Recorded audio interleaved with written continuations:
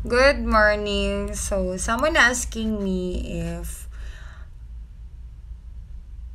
what if daw ang boyfriend ko mag-cheat and then, ano daw gawin ko sa babae?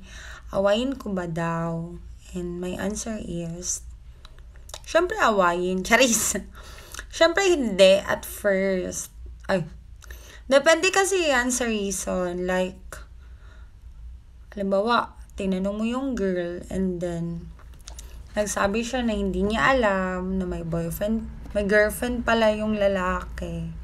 So, alam naman awayin mo, biktima lang naman siya. Pero if aware na yung girl na may girlfriend yung lalaki and then she never stop. So, yun na, pwede mo na yun awayin. Actually, pwede mo na yun awayin kasi na-inform naman siya na may girlfriend na. And then, aware na siya ba na may girlfriend na yung boy. So, pwede mo na siya talagang awayin if hindi siya mag-stop. Tapos in love ka masyado sa boyfriend mo. Pero, pwede mo nang awayin yun. Kasi diba, na-inform naman siya. Na-inform naman siya na may girlfriend yung lalaki. Yeah. Kasi may girls code yan eh. Dapat kasi, hindi ikaw ang rason na ma-hurt yung ibang babae dahil sa kalandian mo. Diba?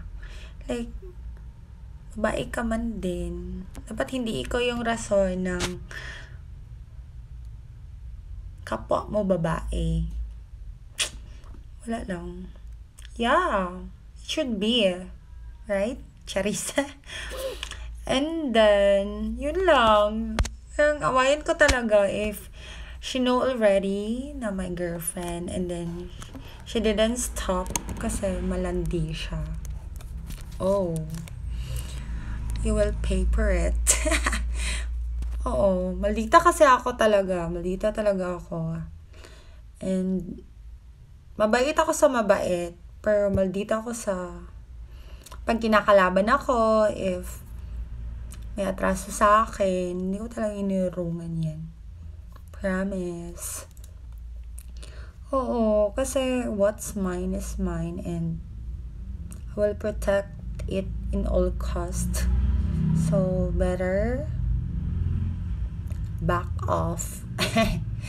Set your boundaries or else kabalo na ka what will happen. Kasi yeah, gawin ko talaga yung mga hindi pwedeng gawin. Wala mo talaga buong barangay mo dahil kung gaano kakalandi. Yeah, pwede yun. Diba? Anyways, good morning. Kape tayo, guys. Let's go, kape. Bye.